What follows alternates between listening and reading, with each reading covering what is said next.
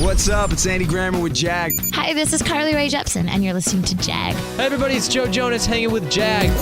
This is Heather Knox with the hottest Jag I've ever seen. Ryan Seacrest with Jag. It's B.O.B. checking in with my homie Jag. So much swag with my homie Jag.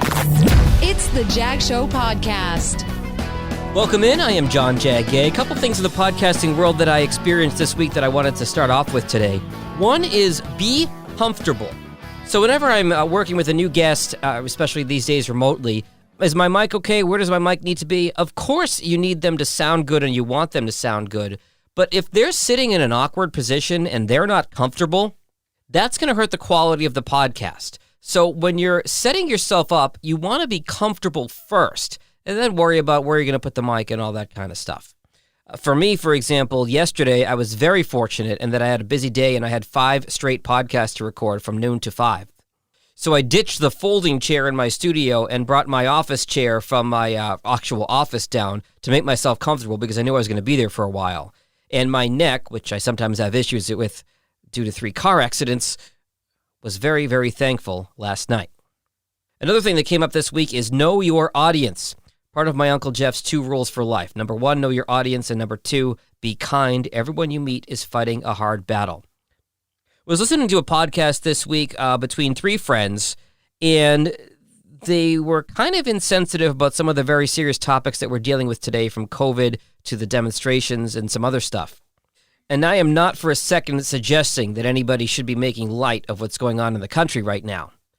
But in general terms, you're probably more likely to make a crass or an insensitive joke in a conversation amongst people you're close friends with.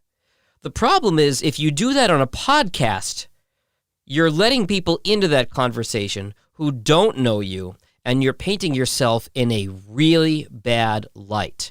Know your audience and be kind. The little inside jokes you might have amongst friends, they're not going to play well with folks outside your little group.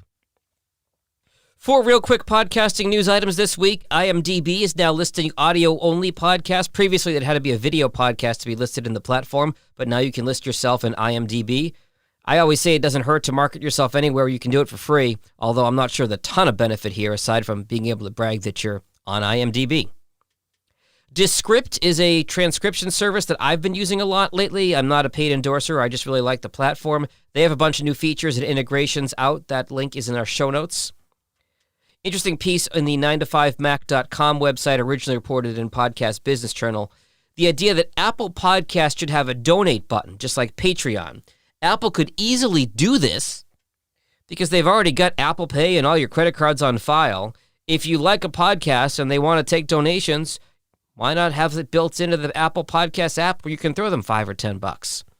Might be helpful as they continue to be fat and lazy and Spotify continues to make a run at them.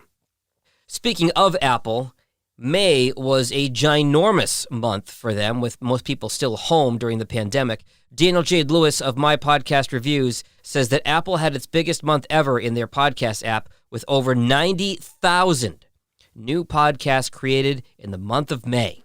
Of course, with all those podcasts out there, yours needs to sound professional to stand out above the crowd and stand out above the noise. If you need help ideating, see, I used a corporate buzzword there, or with editing, production, equipment, general thoughts, anything related to your podcast, you can, of course, find me. My contact info follows here. Join me on Tuesday as I talk to Melissa Joy Dobbins, the guilt-free RD, and she explains how she hit over 400,000 downloads for her show, Sound Bites. Talk to you then. Have a great weekend. Later. Thanks for listening to the Jag Show Podcast. If you like what you heard, be sure to subscribe in Apple, Spotify, Google, or wherever you get your podcasts. New episodes are published every Tuesday and Friday morning. For help with your podcast, find Jag on social media at Jag in Detroit or on the web at jagindetroit.com.